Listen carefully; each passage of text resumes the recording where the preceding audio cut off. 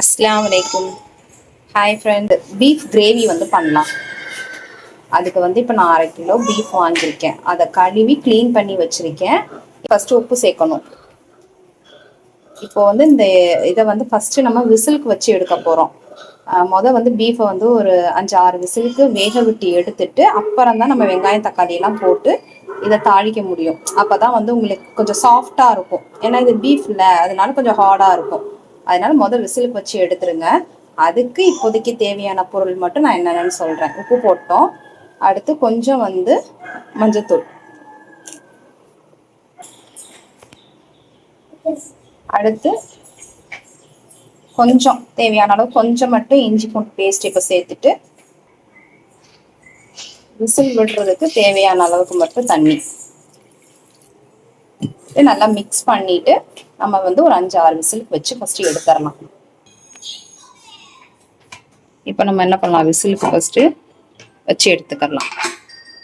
ஒரு 5-6, அதாவது இங்கே என் வீட்டில் வாங்குற பீஃப்க்கு வந்து ஒரு 5-6 வச்சாதான் அது வந்து கரெக்டாக இருக்கும். உங்கள் வீட்டு சைடு அங்கே எப்படி பீஃப் கிடைக்குதோ அதை பொறுத்து நீங்கள் விசில் வச்சுக்கோங்க. ஹை ஃப்ளேமில் வச்சுக்கோங்க.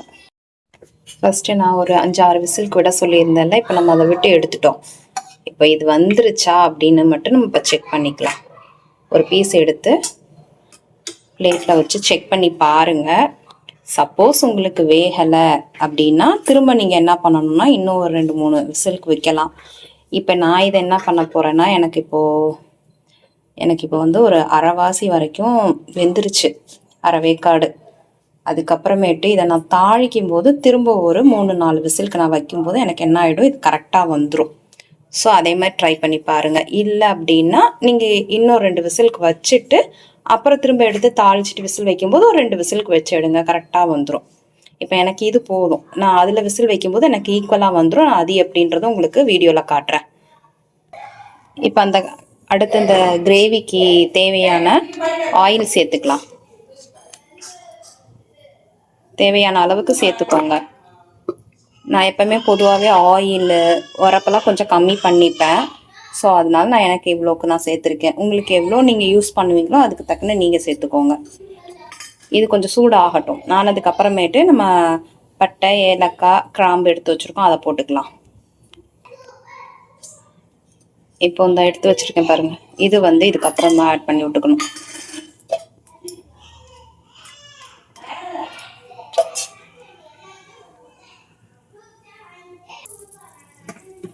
இதுக்கப்புறம் வந்து நறுக்கி வச்சுருக்க பெரிய வெங்காயம் அந்த 1/2 கிலோ பீஃபுக்கு எவ்வளோ நம்மளுக்கு வேணுமோ நம்ம அதுக்கு ஏற்ற மாதிரி நறுக்கி வச்சுக்கணும். கொஞ்சம் வெங்காயமும் தக்காளியும் கொஞ்சம் குவான்டிட்டி கூட வச்சுக்கிட்டோம்னா நம்மளுக்கு கிரேவி கொஞ்சம் நல்லா வரும். வெங்காயம் நல்லா வதங்கணும். நல்லா வதக்கி விட்டுட்டு அதுக்கப்புறமேட்டு நம்ம ஸ்டெப் பை ஸ்டெப்பாக என்னென்ன ஆட் பண்ணணுமோ அதை நம்ம ஆட் பண்ணிக்கலாம். வெங்காயம் நல்லா வதங்கினதுக்கப்புறம் அடுத்து தக்காளி, இதை வந்து நான் கையில் வந்து மசிச்சு வச்சுருக்கேன். இதை ஆட் பண்ணிக்கலாம். கட் பண்ணியும் போடலாம், அது உங்களோட விருப்பம். இப்போ இந்த தக்காளி வெங்காயம் நல்லா வதங்கினதுக்கு அப்புறமேட்டு ஆல்ரெடி வந்து நம்ம பீஃப் வந்து விசில் வச்சுருந்தோம்ல, அப்போ வந்து நம்ம கொஞ்சம் இஞ்சி பூண்டு பேஸ்ட் அதில் நம்ம சேர்த்துருந்தோம். அதனால இப்போ இதுக்கு தேவையான அளவுக்கு மட்டும் இஞ்சி பூண்டு சேர்த்துக்கிட்டா போதும். ஏன்னா அதில் வேற நம்ம கொஞ்சம் சேர்த்துருக்கோம். அதனால இதில் கொஞ்சம் சேர்த்துக்கிட்டா போதும். அதையும் போட்டு நல்லா வதக்கி விட்டுக்கோங்க. தக்காளி வெங்காயம் இஞ்சி பூண்டு பேஸ்ட் இதெல்லாம் போட்டு நல்லா நம்ம வதக்கிட்டோம். வதங்கிருச்சு. இதுக்கப்புறம் நம்ம தனியாக நம்ம எடுத்து வச்சுருக்கோம்ல இந்த கிரேவி, அதாவது இந்த விசிலுக்கு போட்டு எடுத்து வச்சுருக்கோம்ல அந்த பீஃபையும் அந்த தண்ணியும் அதோட சேர்த்தே அப்படியே நம்ம ஊற்றிடலாம். இது வந்து நம்ம இதில் தண்ணி இருக்கிறதுனால நமக்கு எக்ஸ்ட்ரா தண்ணி தேவை கிடையாது. இதை மட்டும் போட்டே நம்ம என்ன பண்ணிக்கலாம்னா ஊற்றி தாளித்து விட்டுக்கலாம்.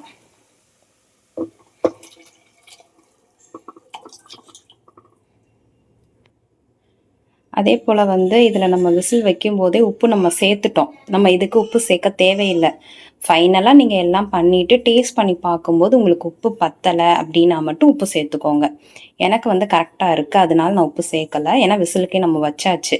ரெண்டாவது அதே போல் இதில் வந்து நம்ம இந்த பீஃபோடைய தண்ணி இருக்குது பார்த்தீங்களா, அது வந்து நம்ம வீட்டில் சின்ன குழந்தைங்க 1 இயர் பேபி 2 இயர்ஸ் பேபி இருந்தாங்கன்னா ஒரு 1/2 டம்ளர் 1 டம்ளர் அந்த அந்த தண்ணியை மட்டும் சூப்பை மட்டும் எடுத்து வச்சு அவங்களுக்கு குடிக்க கொடுக்கலாம், இல்லை சாதத்தில் சாப்பிட கொடுக்கலாம்.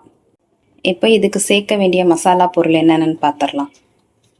ஃபஸ்ட்டு வந்து மிளகாத்தூள் காரத்துக்கு ஏற்ற மாதிரி, ஓகேவா, எவ்வளோ வேணுமோ அதை சேர்த்துக்கோங்க. அதுக்கடுத்து வந்து பீஃப்க்கு வந்து எப்போவுமே வந்து கொஞ்சம் மல்லித்தூள் நான் ஆட் பண்ணுவேன், கொஞ்சம் நல்லாயிருக்கும் ஃப்ளேவர். ஆல்ரெடி நம்ம வீட்டில் தான் கறி மசாலா பொடி அரைச்சி வச்சுருக்கோம், அதுலேயே எல்லாம் நம்ம ஆட் பண்ணியிருப்போம். சில பேர் வந்து ஆட் பண்ணாமையே அரைப்பாங்க.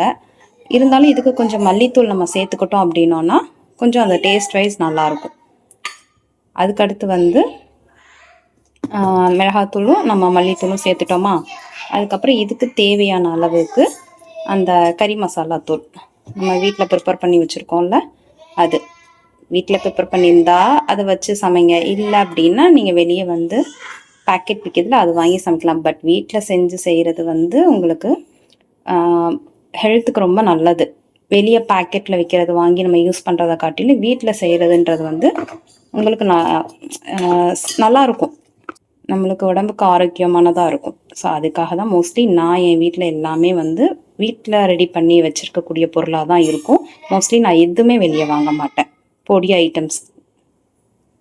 அடுத்து ஃபைனலாக நம்ம கொத்தமல்லி அதை ஆட் பண்ணிவிட்டு ஃபுல்லாக நல்லா ஒருக்கா கிண்டிட்டு கிளறி விட்டுட்டு அதுக்கப்புறம் நம்ம விசில் போட்டுருங்க. இது வந்து ஒரு 2 or 3 விசில் வச்சாலே போதும். ஓகே, இப்போ நமக்கு விசில் வந்து ரிலீஸ் ஆயிடுச்சு. நம்ம ஓப்பன் பண்ணி பார்க்கலாம் கிரேவி ரெடி ஆயிடுச்சான்னு. ரெடி ஆயிடுச்சு, தெரியுதா? ரசம் வச்சு இந்த மாதிரி நம்ம கிரேவி செஞ்சு சாப்பிட்டோம் அப்படின்னா சூப்பராக இருக்கும்.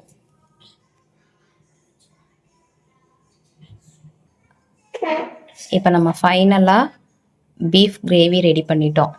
இன்றைக்கி எங்கள் வீட்டில் வந்து லன்ச் மெனு வந்து இதுதான், white rice, rasam and beef.